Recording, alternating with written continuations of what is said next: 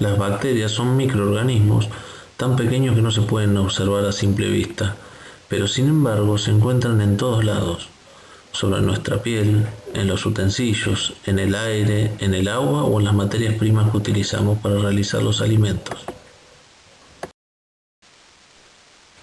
Generalmente lo que pensamos es que todas producen daño a nuestros organismos y realmente no es así. Muchas ayudan a algunos de los procesos, por ejemplo, la absorción de ciertos nutrientes por parte de nuestro intestino. Otros agregamos, cuando preparamos algunos alimentos, determinadas bacterias para que nos den algunas características a los productos. Ejemplo, se agregan fermentos o se elaboran quesos para que tengan ojos, para que sean más picantes o menos picantes, para que tengan distintos tipos de pasta dura, blanda o semidura. Algunas de las características de las bacterias es que se multiplican rapidísimo, pero para ello necesitan de determinados factores. Los factores precisan alimentos con los cuales alimentarse. A su vez necesitan de humedad, o sea que los alimentos más húmedos tienen mayor posibilidad de ser invadidos por bacterias. Aquellos también que tengan mayor cantidad de proteínas, por ejemplo las carnes, los huevos, los lácteos.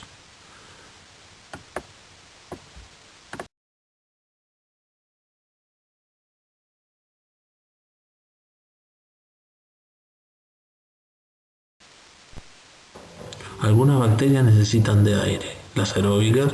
Después están las anaeróbicas que pueden vivir sin la presencia del mismo. Y hay algunas que son facultativas. ¿Qué quiere decir? Que si son anaeróbicas y de repente hay presencia de aire, se pueden adaptar a respirar con aire. Son anaeróbicas facultativas. Y lo mismo ocurre al revés con las aeróbicas facultativas. A su vez pueden ser transportadas por las bacterias por el aire, los utensilios, nuestras manos, nuestra ropa, las mismas materias primas y los animales. Por eso es muy importante que en el momento que elaboramos alimentos no haya animales presentes en el lugar donde se elaboran y haya un control de insectos y plagas. Otro factor importante es el pH. ¿Qué es el pH? Es una escala que mide entre 0 y 14 cuán ácido o cuán alcalino es un alimento. Los alimentos de 0 a 7 son ácidos, 7 es la neutralidad y de 7 en adelante son alcalinos. La zona neutral generalmente se toma entre 5 y 8,5 aproximadamente, donde están la mayoría de los alimentos. Las bacterias no toleran la acidez, entonces una forma de controlar en cierto aspecto las bacterias es acidificando el alimento. Por ejemplo, cuando preparamos picle agregamos ácido acético para la conservación y el control bacteriano. A su vez pueden los alimentos estar contaminados por distintos agentes. Uno de los agentes son los agentes biológicos, entre los cuales tenemos bacterias, parásitos, virus y hongos. Un ejemplo de bacteria es el Clostridium botulinum, que nos produce el botulismo en las conservas. Otros parásitos, por ejemplo, la Taenia saginata, que suele estar en los intestinos de algunos seres vivos. Dentro de los virus tenemos la hepatitis A y dentro de los hongos, por ejemplo, los mohos que encontramos en los panes lactales. A su vez puede haber también contaminantes físicos y químicos. Dentro de los físicos puede ser algún resto o residuo de algún utensilio, de alguna maquinaria que estamos usando en la preparación de alimentos o de la misma infraestructura donde estamos elaborando los alimentos. Después puede haber contaminantes químicos, que puede ser, por ejemplo, un fertilizante, un insecticida, un herbicida o hasta algún producto de limpieza que está aplicado con dosis y cantidades erradas.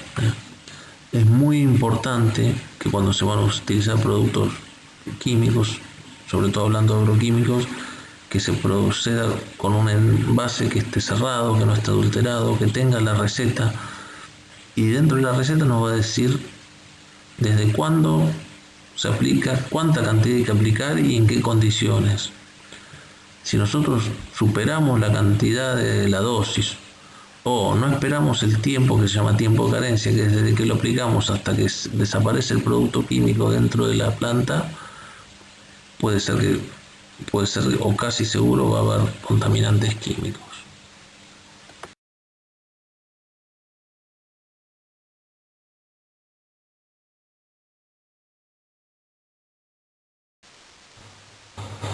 Algunos de los cuidados que tenemos que tener cuando preparamos alimentos, primero es no estar enfermos, porque si estamos enfermos tenemos grandes posibilidades de contagiar alguna enfermedad. Después, usar la indumentaria adecuada, que son guantes, barbijos, cofias, delantales, de colores claros y que estén limpios. Al utilizar guantes no significa que con eso estemos exentos de contagiar o transmitir bacterias. Lo que tenemos que hacer es limpiarlos periódicamente. Muchas veces se cocina sin guantes. Igualmente, como si se los tuviese, hay que tener el cuidado de la desinfección y lavado de manos permanente. Si se manipula un alimento, automáticamente después se deben lavar y desinfectar las manos para evitar el contagio de cualquier enfermedad. Tenemos que tener el mismo cuidado con las bandejas, los utensilios, si no, no se puede producir lo que se denomina contaminación cruzada. ¿Qué es la contaminación cruzada? Cuando apoyamos algún alimento contaminado, utilizamos en una tabla o en algún lugar o en algún plato y utilizamos utensilios. Y después apoyamos un alimento que no está contaminado. Y este adquiere las bacterias que fueron transmitidas por el anterior porque no nos tomamos el trabajo de desinfectarlo.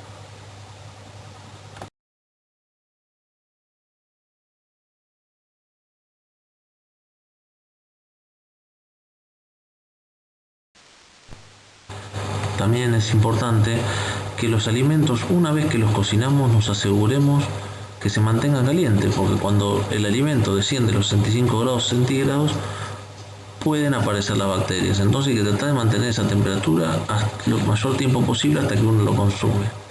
Y en cuanto a los alimentos fríos, tenemos que tratar de que estén debajo de los 5 grados centígrados. Entonces siempre tenemos que buscar que los alimentos estén fuera de la ventana de los 5 y los 65 grados centígrados. Además, es importante controlar el correcto funcionamiento de las heladeras, ya que muchas veces en invierno nosotros bajamos la temperatura de la heladera, en realidad la ponemos en mínima potencia para que no se nos congele, y entonces después nos olvidamos y en primavera, verano no llegamos a esos 5 grados de frío para mantener los alimentos. Para descongelar los alimentos deberíamos, por ejemplo, en un pollo entero, deberíamos esperar 48 horas, ponerlo en un recipiente cerrado en la parte inferior de la heladera, arriba del cajón frutero. Sin embargo, si tenemos carne, si lo trozamos o por ejemplo tenemos milanesa o alimentos de menor volumen, sí se puede congelar directamente en la cocción o con la utilización de microondas. Es importante mantener los alimentos a temperatura segura. Para eso lo que tenemos que asegurarnos es que todos los alimentos calientes estén arriba de 65 grados centígrados el mayor tiempo posible hasta antes que lo consumamos nosotros. Para eso muchas veces sirve, por ejemplo, las pequeñas parrillas que se usan para llevar el asado a la mesa, o hay algunas bandejas que se le agrega agua caliente abajo, hay algunas roticerías que utilizan ese mismo sistema de agua caliente, otros con luces para mantener la temperatura. Lo importante es asegurarnos que el alimento esté arriba de los 75 grados y los alimentos fríos que estén debajo de 5 grados centígrados. Por eso enseguida tenemos que introducirlos en la heladera.